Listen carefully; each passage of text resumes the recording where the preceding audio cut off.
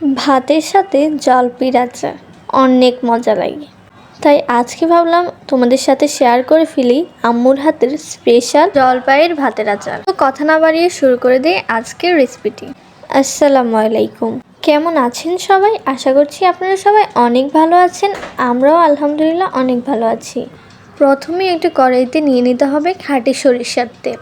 তেলটা গরম হয়ে আসলে দিয়ে দিতে হবে রসুন আর শুকনা মরিচ। তারপর নাড়াচাড়া করে ভালো করে এগুলোকে গরম করে নিতে হবে। দেখতেই পাচ্ছেন কিভাবে নাড়া হচ্ছে। তারপর এখানে দিয়ে দিতে হবে সরিষা পেস্ট। সরিষার পেস্টটা দিয়ে দেওয়ার পরে আবারও একটু নাড়া দিতে হবে। নাড়াচাড়া করার পর সামান্য পরিমাণ তেল একটু পাত্রে উঠিয়ে নিয়ে রাখতে হবে। তারপর আগে থেকে কেটে রাখা জলপাইগুলোকে একটু সরিষা দিয়ে মেখে রাখা হয়েছিল, তারপর সবগুলো জলপাই দিয়ে দিতে হবে। দিয়ে দেওয়ার পর ভালো করে নেড়ে নিতে হবে। তারপর এখানে দিয়ে দিতে হবে পরিমাণ মতো লবণ। তারপর দিয়ে দিতে হবে ভিনেগার। ভিনেগারটা দেওয়ার প্রধান কারণ হচ্ছে যাতে আচারটা ভালো থাকে। নাড়াচাড়া করার পর আগে থেকে উঠিয়ে রাখা তেলটা দিয়ে দিতে হবে। তারপর আবার নাড়াচাড়া করতে হবে। দেখতেই পাচ্ছেন কত সুন্দর লাগছে। তারপর দিয়ে দিতে হবে ধনিয়া গুঁড়া। ধনিয়া গুঁড়া দেওয়ার পর ভালো করে আবার নেড়ে নিতে হবে।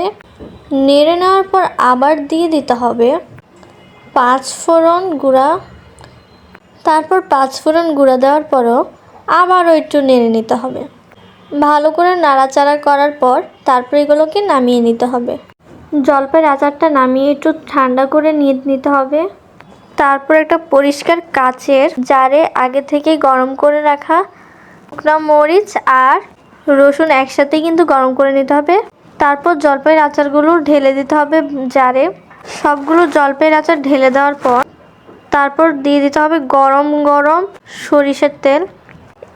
এভাবে তেল দিয়ে দিলে আচারটা অনেক দিন ভালো থাকে আর খেতেও মজা লাগে। দেখতেই পাচ্ছেন কত সুন্দর লাগছে। তারপর এগুলোকে 2-3 দিন রোদে শুকিয়ে নিতে হবে যাতে নষ্ট না হয়ে যায়। তো আজকের আচারের রেসিপিটা তোমাদের কার কাছে কেমন লাগলো অবশ্যই কমেন্ট করে জানাবে। আল্লাহ হাফেজ, থ্যাংকস ফর ওয়াচিং।